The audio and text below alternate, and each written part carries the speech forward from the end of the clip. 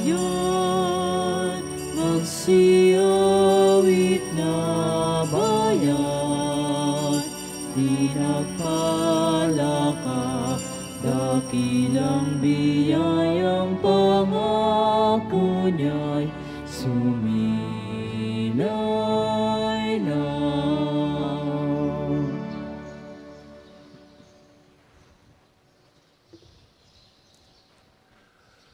Tayo ngayon natitipon sa ngalan ng Ama at ng Anak at ng Espiritu Santo. Amen. Ang pagpapala ng ating Panginoong Jesucristo, ang pag-ibig ng Diyos Ama, at ang pagpagkaisa ng Espiritu Santo naway sumainyong lahat. At sumainyo rin. Mga kapatid, aminin natin ang ating mga kasalanan upang tayo maging marapat gumanap sa banal na pagdiriwang. Inaamin ko sa makapangyarihang Diyos at sa inyong mga kapatid na lubha akong nagkasala sa isip, sa salita at sa gawa, at sa aking pagkukulang. Kaya sinasamo ko sa mahal na Birheng Maria, sa lahat ng mga anghel at mga banal, at sa inyong mga kapatid, na ako'y panalangin sa Panginoong ating Diyos. Kawaan tayo ng makapangyarihang Diyos, patawarin tayo sa ating mga kasalanan, at patnubayan tayo sa buhay na walang hanggan. Amen. Panginoon, kaawaan mo kami. Panginoon, kaawaan mo kami. Kristo, kaawaan mo kami. Kristo, kaawaan mo kami. Panginoon, kaawaan mo kami. Panginoon, kaawaan mo kami. Manalangin tayo. Ama naming makapangyarihan, ang iyong pinakadakilang magagawa ay magpatawad at ang iyong laging ipinakikita ay pagkahabag.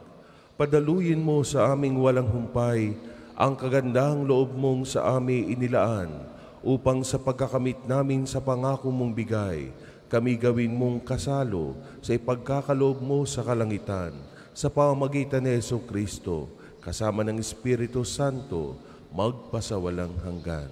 Amen.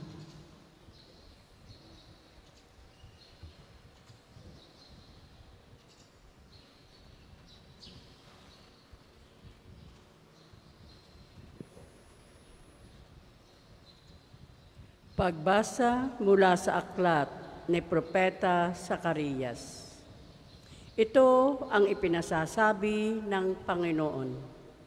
Darating sa Jerusalem ang taga-iba't ibang bayan. Sila'y magyayayaan. Tayo na sa Panginoon. Hanapin natin siya at mamanhik tayo sa Kanya. Ako man ay pupunta roon. Maraming tao at bansang makapangyarihan ang pupunta sa Jerusalem upang dumulog sa Panginoon. Sa araw na iyon, 10-10 dayuhan ang mangungunyapit sa bawat Hudiyo at makikiusap na isama sila dahil sa balitang ang mga Hudiyo ay pinapatnubayan ng Diyos. Ang salita ng Diyos. Salamat sa Diyos. Salmong tugunan, ang ating Panginoong Diyos ay kapiling nating lubos. Ang ating Panginoong Diyos ay kapiling nating lubos. Sa bundok ng Siyon, itinayo ng Diyos ang banal na lungsod. Ang lungsod na ito'y higit niyang mahal sa alinmang bayan na angkan ni Jacob. Kaya't iyong dinggin ang ulat sa iyong mabubuting bagay sa lungsod ng Diyos. Ang ating Panginoong Diyos ay kapiling nating lubos. Pag itinala ko, yaong mga bansang sa iyo'y sasama, aking ibibilang ang bansang Ehipto at ang Babylonia. Ibibilang ko rin yaong Pilistia, Tiro at Ethiopia, at tungkol sa Sion, yaong sasabihin, ang lahat ng bansa ay masasakupan, siya'y palalakasin at patatatagin ng kataas-taasan. Ang ating Panginoong Diyos ay kapiling nating lubos. Ang poon ay gagawa ng isang talaan ng lahat ng taong dooy mamamayan. Ang lahat ng ito ay magsisiawit at pawang sasayaw. Ang ating Panginoong Diyos ay kapiling nating lubos. Magsitayo po lahat.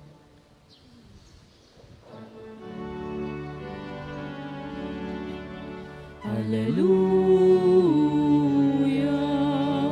Hallelujah, Hallelujah, Hallelujah. Anak ng tao'y dumating upang sarili ihain, lingkod manunubos natin. Hallelujah, Hallelujah, Hallelujah, Hallelujah, Hallelujah.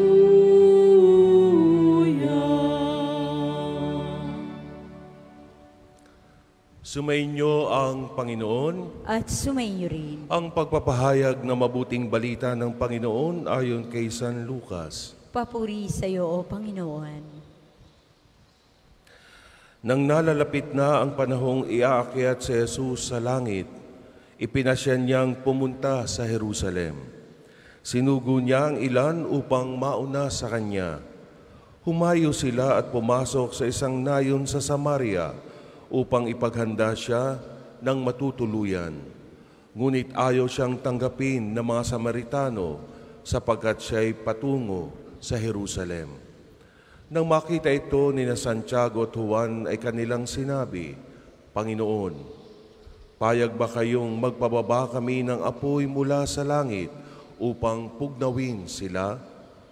Ngunit bumaling siya at pinagsabihan sila, hindi niyo alam kung anong uri ng espiritu ang sumasa inyo, sabi niya, sapagkat naparito ang Anak ng Tao, hindi upang ipahamak ang mga tao, kundi upang iligtas sila.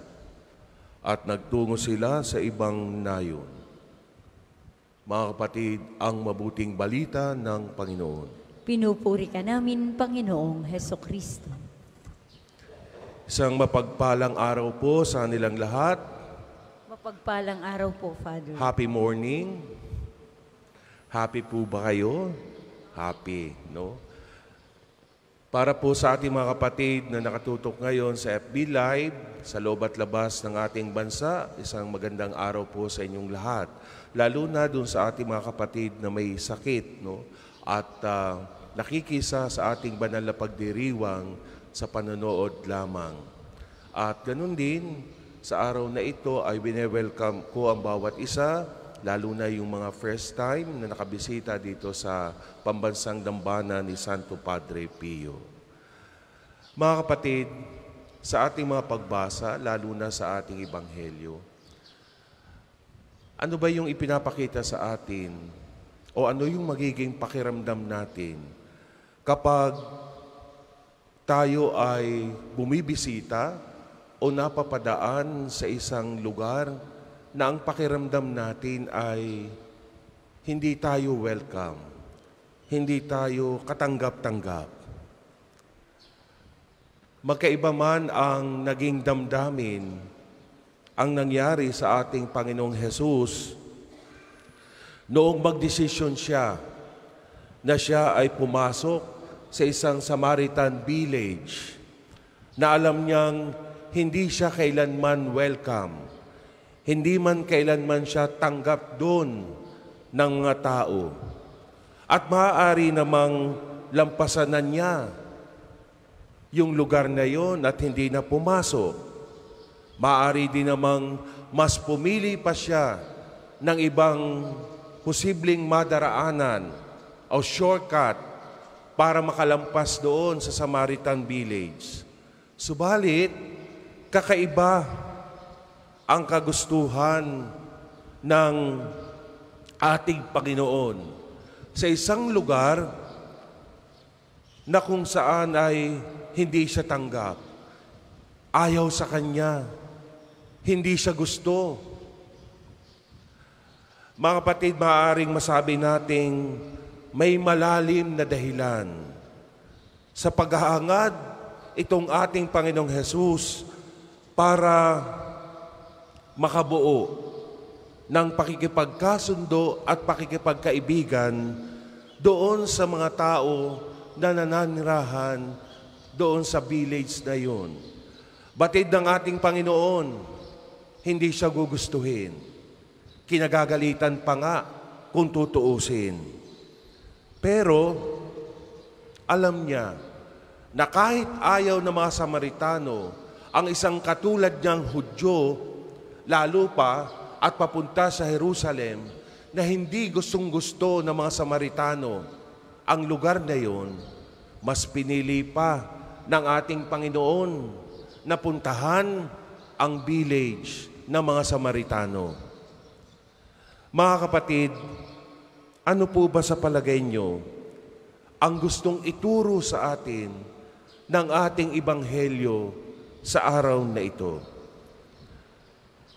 Tayo po, anuman ang estado natin sa buhay, anuman ang meron tayo, anuman ang pinanggalingan, anuman ang mga kakayahan na meron tayo, hinahangad sa atin na kailangan ding mag-reach out tayo o makitungo kahit sa mga taong sa palagay natin ay hindi tayo kaibig-ibig para sa kanila. Very challenging talaga ito para sa bawat isa sa atin. Subalit kinakailangan nating gawin ito nang sa ganoon ay makapagbigay tayo ng tinatawag na olive branch o reconciliation ng pakikipagkasundo at pakikipagkaibigan. At kung sakaling hindi tayo tanggapin na mga tao na ang hinahangad natin makipagkasundo o makipagkaibigan, it's up to them. Ang mahalaga ay ginawa natin ang nararapat bilang isang natatanging tagasunod ng ating Panginoong Hesus. In our life as a community, as a religious, ang hirap din ng aming mga nagiging karanasan. Kapag may mga pastoral immersion, may apostolate kami, nararamdaman namin doon sa mga tao na umiiwas, walang nag-entertain, walang nakikipag-usap. Subalit kahit ganon ang mabigat sa aming kalooban, pinipilit at ginagawa din namin na makipag-usap, makipagkwentuhan, at di kalaunay makipamuhay sa kanila. Hanggang unti-unti makuha ang loob ng mga taong sa unay hindi kami gusto na makasama at makasalamuha. Yes, totoo naman talaga mga kapatid, hindi madali para sa atin ang mag-offer ng peace and friendship, lalo na sa mga taong hindi nangangailangan ng pakikipagkaibigan. At totoo, hindi madaling magpakumbaba para sa iba. Mas lalo na sa mga taong aayaw sa atin at hindi tayo gusto. Subalit, alam niyo ba mga kapatid, ito yung hinahangad sa atin ng ating Panginoong Hesus. Hindi lamang sa magustong lumalapit sa Kanya, subalit mas pinipili ni Hesus yung mga taong umiiwas sa Kanya. Sa mga taong gustong-gusto siya, mas madali makisalamuha ang ating Panginoon. Subalit mas binibigyan ng oras at panahon ng ating Panginoon ang mga taong humahamak sa Kanya, nangungutya sa Kanya. Pilit inilalapit ng Panginoon ang Kanyang sarili sa mga taong ito, mga taong walang pakialam sa Kanya, Walang taong mga hindi kinikilala siya. Mga kapatid, sa araw na ito, ang hamon sa bawat isa sa atin, gusto mo rin bang lumapit at mag-alok ng tinatawag nating olive branch of peace and friendship? Sa madaling salita, reconciliation. Mahirap magpakumbaba pag alam natin yung mga taong hindi tayo ginugusto ang sa nating lalapitan at tayo'y maghangad para makipagkasundo sa kanila. At gaya na sinasabi ko kanina, ito ang dapat at nararapat para sa ating lahat. Upang sa ganoon, makamit ng bawat isa ang tunay na kapayapaan sa kalooban. Sapagkat alam natin na ang kagustuhan ng Diyos na sundin siya ay nagagawa natin. Ang pakumbabang lumapit sa mga taong hindi tayo gusto at ayaw sa atin. Maaari mo yang gawin. At yan ang inaasahan sa atin ng ating Panginoon. Amen. Amen. Para po sa mga maghahandog ng sobre, pakihulog na lamang po sa buslo.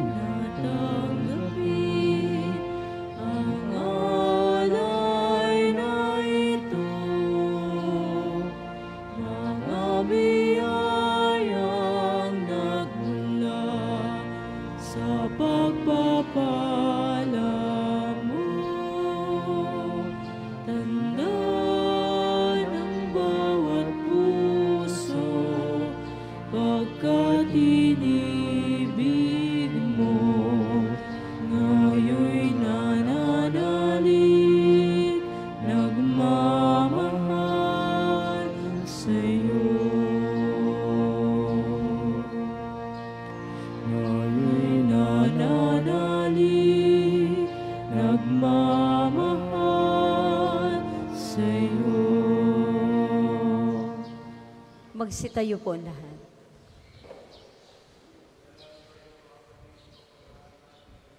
Diyos, amang makapangyarihan, Tanggapin nawa ng Panginoon itong paghahain sa iyong mga kamay, sa kapurihan niya at karangalan sa ating kapakinabangan at sa buong sambayanan niyang banal. Ama naming lumikha, loobin mong ikalugod ang aming paghahandog at ito nawa ay siyang magkaloob ng iyong pagpapalang sa aming umaagos. Sa pamamagitan ni Jesucristo, kasama ng Espiritu Santo, magpasawalang hanggan. Amen. Sumainyo ang Panginoon. At sumainyo rin. Itaas sa Diyos ang inyong puso at diwa. Itinaasa namin sa Panginoon. Pasalamatan natin ang Panginoong ating Diyos. Marapat na siya ay pasalamatan. Ama naming makapangyarihan, tunay ngang marapat na ikaw ay aming pasalamatan. Sa iyong paglinga pagkagandahang loob, ang tao'y nilikha mo at pinangangasiwa sa sansinukob. Sa hangad mong siya'y iwastong lubos, siya'y pinagdusa mo sa kanyang pagtalikod. Sa iyong paggiliw, iyong ipinahintulot na makabalik siya sa pamamagitan ni Kristo Jesus. Kaya kaisa ng mga anghel na nagsisiawit ng papuri sa iyo nang walang humpay sa kalangitan, kami nagbubunyi sa iyong kadakilaan. Santo, Santo, Santo,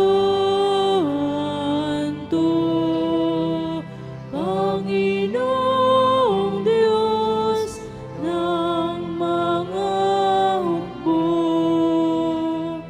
napupuno ang langit at lupa ng kadakilan mo.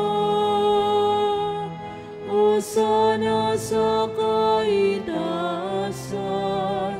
pinagpalang na paririto, sa ngalan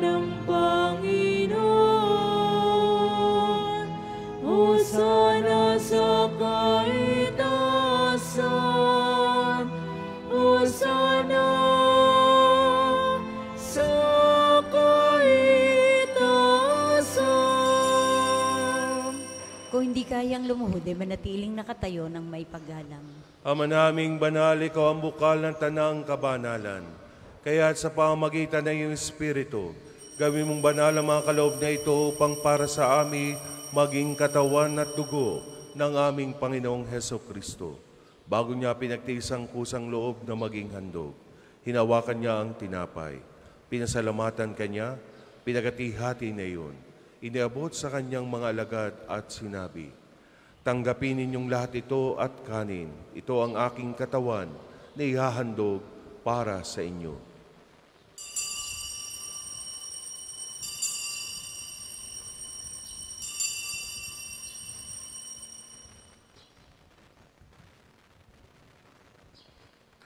Gayon din naman nung matapos na ang hapunan, hinawakan niya ang kalis, muli kanyang pinasalamatan.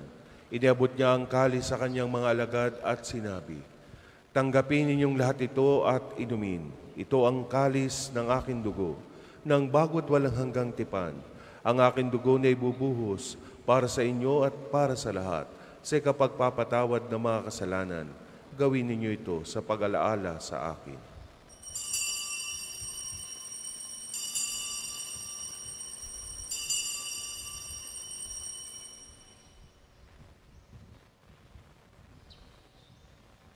Ipagbunyi natin ang misteryo ng pananampalataya. Si Kristo'y namatay, si Kristo ay nabuhay, si Kristo'y babalik sa wakas ng panahon.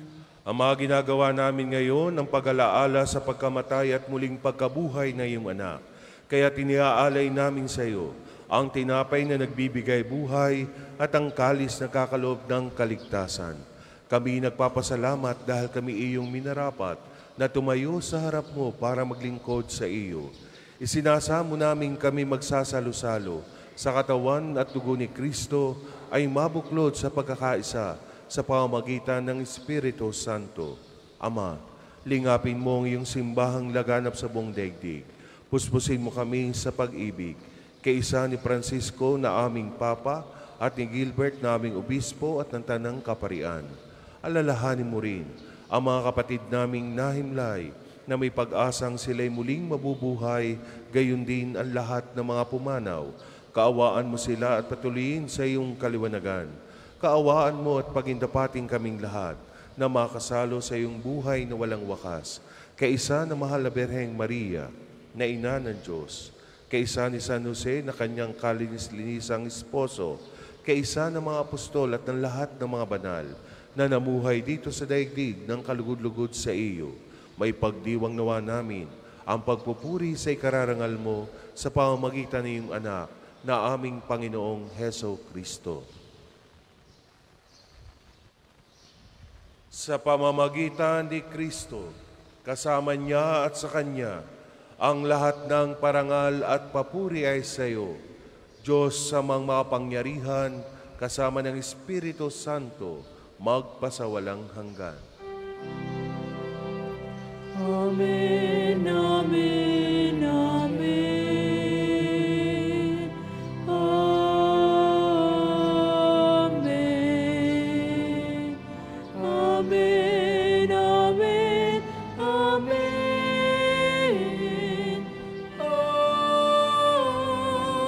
Amen. Sa tagubilin na kagaling na utos at turo ni Jesus na Panginoon natin at Diyos, ipahayag natin ang lakas loob. Ama namin, sumasalangit ka. Sambahin ang ngalan mo. Mapasamin ang kaharian mo.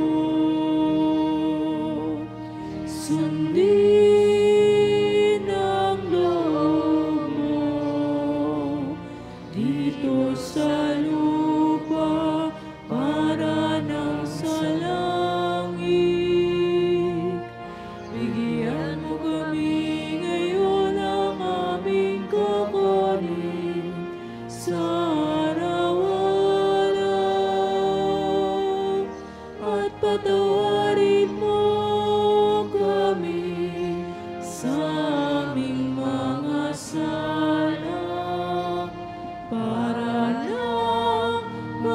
ipapatawad namin sa nakakasala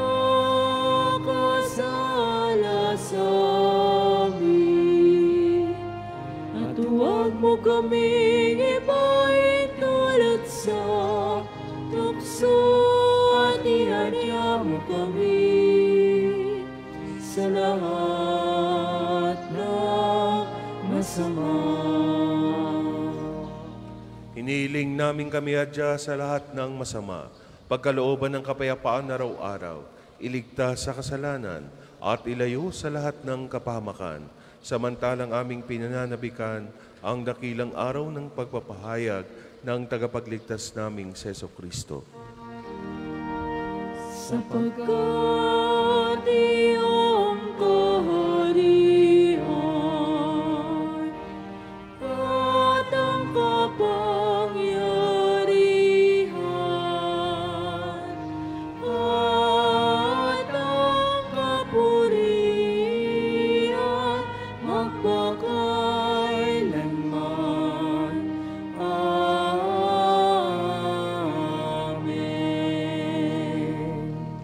Panginoong Jesucristo, sinabi mo sa iyong mga apostol, kapayapaan ang iniiwan ko sa inyo, ang aking kapayapaan ang ibinibigay ko sa inyo. Tunghayan mo ang aming pananampalataya at huwag ang aming pagkakasala. Pagkalooban mo kami ng kapayapaan at pagkakaisa ayon sa iyong kalooban, kasama ng Espiritu Santo, magpasawalang hanggan. Amen. Ang kapayapaan ng Panginoon ay laging sumainyo. At sumainyo rin. Magbigayan kayo ng kapayapaan sa isa't isa. Peace with you. Peace with you. Kordero ng Diyos na nag-aalis ng mga kasalanan ng sanlibutan, maawa ka sa amin.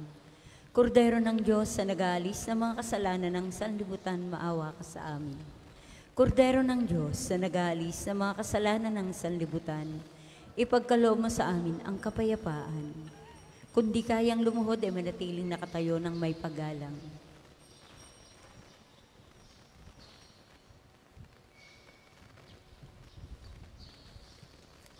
Ito si Jesus, ito ang kordero ng Diyos.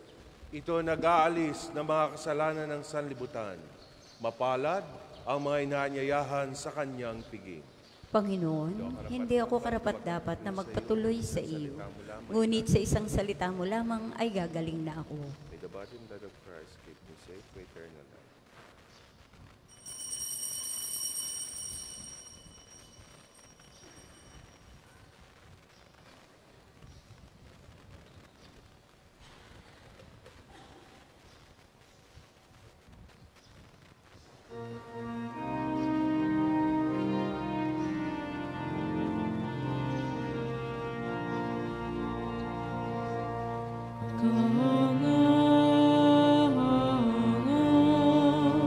Ang iyong pangalan, O Panginoon, sa kalupaan ipinagbuni mo ang iyong kamahalan sa buong kalangitan.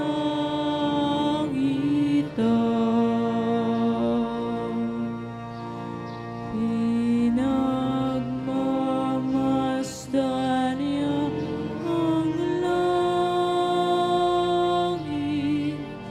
nagawa ng mga kamay. Ang buwan at mga bituin na sa langit yung inilagay.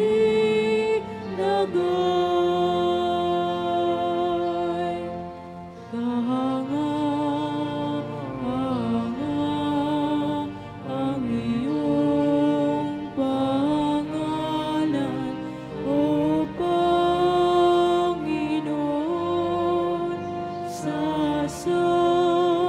kalupaan ipinagbuni mo ang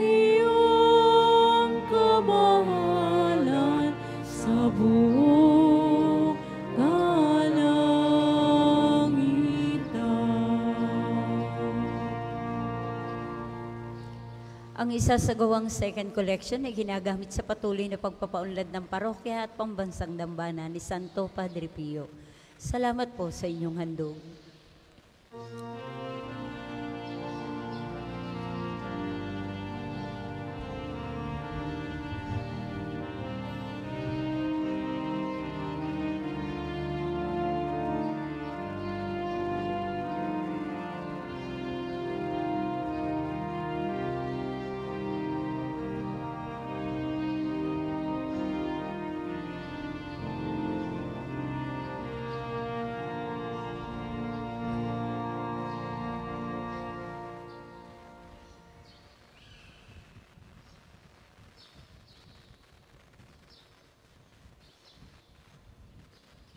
Magsitayo po ang lahat.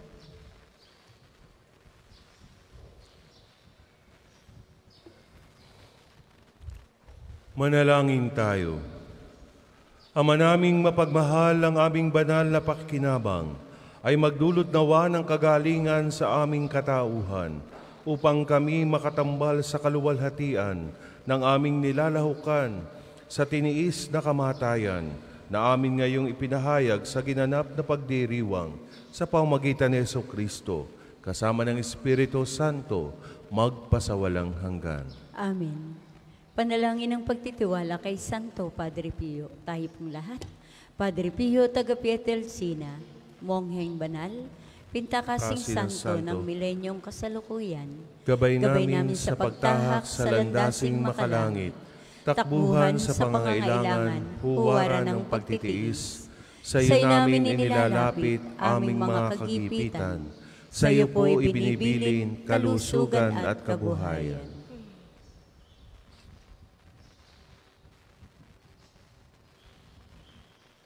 Di man karapat-dapat, kami po ay pagbigyan, bendisyonan at basbasan, maging ganap sa buhay. Lumayo nawa kami, umiwas sa kasalanan. Lumapit lagi sa Diyos, maging matatag at matibay. Sa mabuting balita ng pagliligtas, turuan mo kami nawa, sa tuwi na ay makinig, magnilay at sumampalataya. Amin pong pakiusap itong mga kahilingan. Puso ay nagsisisi, nagtitikang taimtiman. Di na muling magkasala, sunod lagi sa Diyos Ama, kaisa ng Espiritu at ni Jesus na tagapamagitan. Amen. Magsiupo po muna para sa ilang palaala. Sa inyo pong pagdalaw sa pambansang dambana, mangyaring pakaingatan ang inyong mga personal na gamit. Hangad namin ang isang matiwasay at maayos na pagbisita sa National Shrine. Ipinaalam din po namin na mula sa main arc entrance, tayo ay may mga malalaking safe and free parking dito sa loob ng pambansang dambana. Panatilihin po natin ang kalinisan sa loob at labas ng simbahan. Hinihikayat natin ang Claygo, Clean as you go sa pambansang dambana. Paalaala po, huwag iwanan ang kalat sa mga upuan. Tayo po ay may mga basurahan sa likod at gilid ng ating simbahan. Palagi po nating tandaan na ang pambansang dambana ay isang sagrado at banal na lugar. Mangyaring sa pagbisita natin dito ay sundin ang mga tama at angkop na kasuotan, tanda ng pagsamba at pagbibigay galang sa ating Panginoon. Ngayong Sabado po ay 7 ng Oktubre ay unang Sabado ng buwan. Mayroon po tayong prosesyon sa karangalan ng Mahal na Birhen sa ganap na 5 ng umaga na sisimulan natin sa may harap ng Fountain of Hope. Ang mga sasama ay naanyayang magdala ng kandila. Ang susunod pong misa ay sa ganap na 10 ngayong umaga. Maraming salamat po at mangyaring panatilihin natin ang kalinisan, katahimikan at diwa ng pananalangin sa loob at labas ng ating mga simbahan. Magsitayo na po ang lahat para sa pagbabasbas ng religious articles.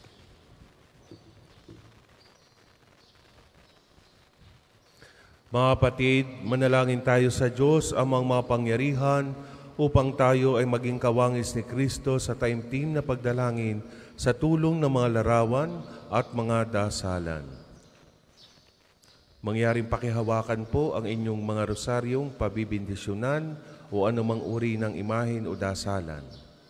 O Panginoong Diyos, Ikaw ang bukal ng lahat ng pagpapala at biyaya, ibuhos mo ang iyong bendisyon sa mga gamit na ito sa pananalangin, mga rosaryo, imahin, dasalan na nagpapalaala ng iyong kabutihan, kabanalan at pagmamahal sa amin, upang ang lahat ng dumulog at magdasal gamit ang mga ito ay magtamo ng iyong awa at biyaya. Loobin mong tularan nila ang kabanalan at aral ng Panginoon at ng mga santo magpasawalang hanggan. Amen. Ama namin sumasalangit ka, sambahin ang ngalan mo. Mapasa amin ang kaharian mo. Sundin ang loob mo dito sa lupa para nang sa langit. Bigyan mo kami ngayon ng aming kakanin sa araw-araw at patawarin mo kami sa aming mga sala para nang pagpapatawad namin sa nagkakasala sa amin. At huwag mo kami ipahintulot sa tukso at iadya mo kami sa lahat ng masama. Amen. Aba, Ginoong Maria, napupuno ka ng grasya. Ang Panginoong Diyos ay sumasa iyo. Bukod kang pinagpala sa babaeng lahat, at pinagpala naman ang iyong anak na si Jesus. Santa Maria, Ina ng Diyos, ipanalangin mo kaming makasalanan, ngayon at kung kami mamamatay. Amen.